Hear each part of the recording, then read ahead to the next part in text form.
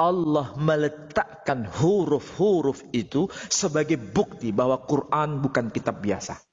Contohnya apa? Kita bisa lihat Al-Baqarah surah yang kedua ayat 29. هو الذي خلق لكم ما في الأرض جميعا ثم استوى إلى السماء فسواهن سبع سماوات وهو بكل شيء عليم. Dialah Allah yang telah menciptakan bagi kalian semua apa itu? Apa yang ada di bumi jami'ah, semuanya. Summastawa ilas sama'i fasawwahunna sab'a samawat. Kemudian Allah menuju pada penciptaan langit, fasawwahunna, dan menciptakan langit itu dan sekaligus menyempurnakannya. Jadi langit-langit itu diciptakan dan disempurnakan. Siapa yang menciptakan? Allah. Siapa yang menyempurnakan? Allah.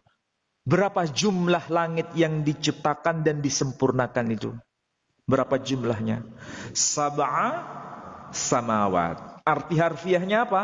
7 lapis langit. Perhatikan itu, huruf demi huruf. Ini Allah Subhanahu wa taala menantang kita. Tadi ayatnya saya baca. Sab'a samawat, 7 lapis langit. Berapa huruf yang tertoreh di situ? Berapa huruf? Keras. 7 huruf. Silakan cek huruf apa saja. Sin, ba, ain. Sudah berapa? 3. Kemudian sin, mim, waw, ta. Berapa? 4. 3 tambah 4 berapa? Ayo, ngerti matematika kan? 3 tambah 4 berapa? 7. Sekali lagi berapa huruf? 7 huruf. Ketika Allah berkata apa?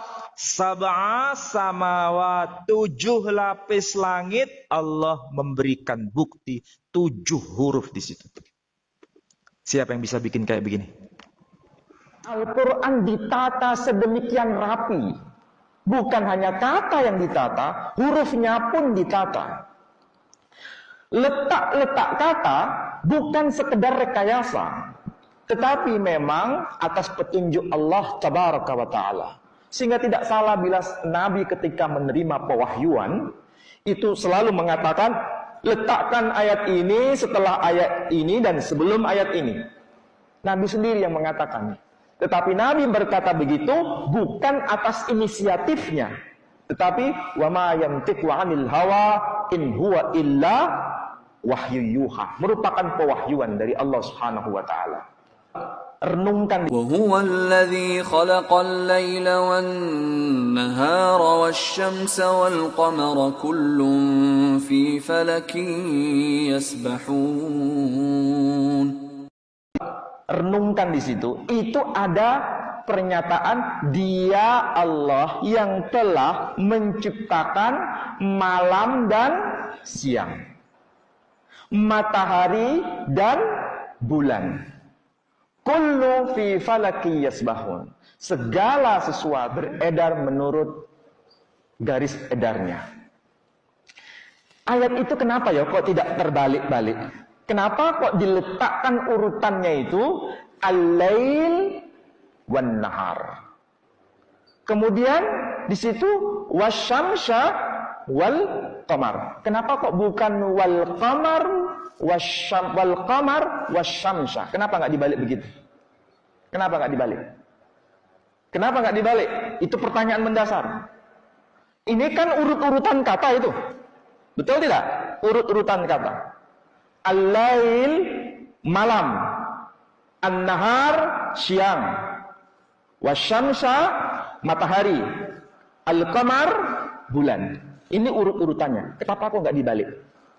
Ternyata di situ ada pesan. Ada pesan. Pesan yang pertama, al-lail itu berkaitan dengan bulan. Ya, al-lail ini berkaitan dengan bulan. Ya.